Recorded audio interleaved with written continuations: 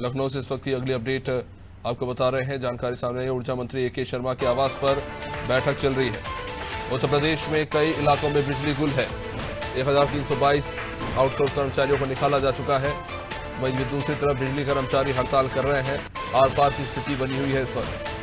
विद्युत कर्मचारी संघर्ष समिति अध्यक्ष शैलेंद्र दुबे भी इस बैठक में मौजूद है। इससे पहले भी एक बैठक हुई थी जिसमें कई समझौतों पर ऊर्जा मंत्री ने हामी भरी थी, लेकिन बाद में उन्होंने इनकार कर दिया, जिसके बाद बिजली कर्मी हड़ताल पर चले गए। आज फिर से एक बार ऊर्जा मंत्री बिजली कर्मियों की बात सुनने पहुंचे हैं। विद्युत कर्मचारी संघर्ष समिति के अध्यक्ष शैलेंद्र दुबे भी इस बैठक में मौजूद है। सब अपनी अपनी मांगे रख रहे हैं। काफी महत्वपूर्ण यह बैठक क्योंकि उत्तर प्रदेश के कई इलाकों में बिजली आपूर्ति को लेकर समस्याएं आनी शुरू हो चुकी हैं।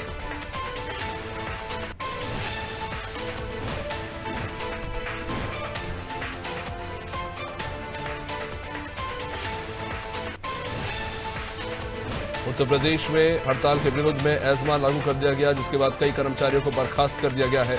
ऐसे में बिजली कर्मचारियों का गुस्सा और भी ज्यादा बढ़ गया है। इन सबके बीच में ऊर्जा मंत्री ए के शर्मा बिजली कर्मचारियों के साथ बैठक करने के लिए पहुंचे हैं। चलिए हमारे साथ इस वक्त अनूप फोन लाइन पर जुड़े हुए हैं।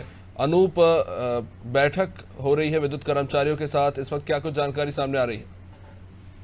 देखिए, अब तक जो विद्युत कर्मचारी जो संघर्ष समिति के जो संयोजक हैं शैलेंद्र दुबे और साथ में तमाम संगठनों के पदाधिकारी है, ऊर्जा मंत्री के 14 केडी आवास पे बैठक, उनके सरकारी आवास पे बैठक चल रही है।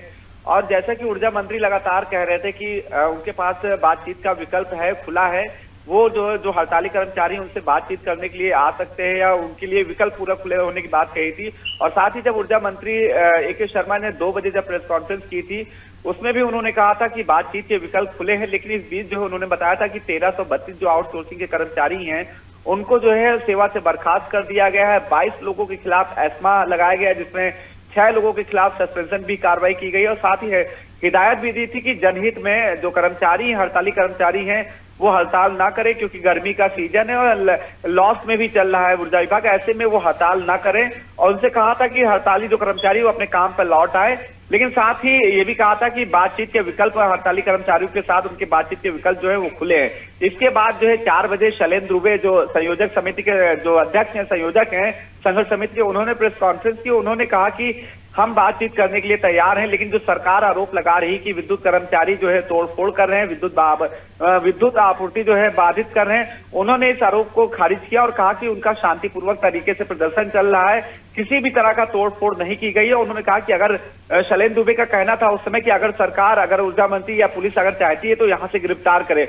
उसके बाद अचानक घटनाक्रम बदला, क्योंकि दोनों ही, चाहे हड़ताली कर्मचारी हो या भी ऊर्जा मंत्री या सरकार का पक्ष हो, ऊर्जा मंत्री लगातार कह रहे थे कि बातचीत का विकल्प खुला हुआ है। और यही बात जो है हड़ताली कर्मचारी थे वो भी लगातार कर रहे थे। इसी कड़ी में हड़ताल का आज दूसरा दिन है। लखनऊ समेत पूरे प्रदेश में बिजली के लिए त्राही त्राही मची है।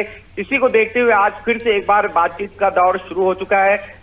ऊर्जा मंत्री ए के शर्मा है, उनके आवास 14 केडी सरकारी आवास, वहां पर बैठक चल रही है। अब बैठक में क्या निकल कर आता है, क्या होता है, ये फिलहाल बैठक के बाद ही क्लियर हो गया, क्योंकि ऐसी बैठक लगा पिछले दिनों कई बार हो चुकी, लेकिन बैठक बेनतीजा रही। लेकिन इस बार बताया जा रहा है जो बैठक हो रही, क्योंकि 2 दिन, आज हड़ताल का दूसरा दिन है और पूरे उत्तर प्रदेश में बिजली को लेकर त्राही त्राही मची है।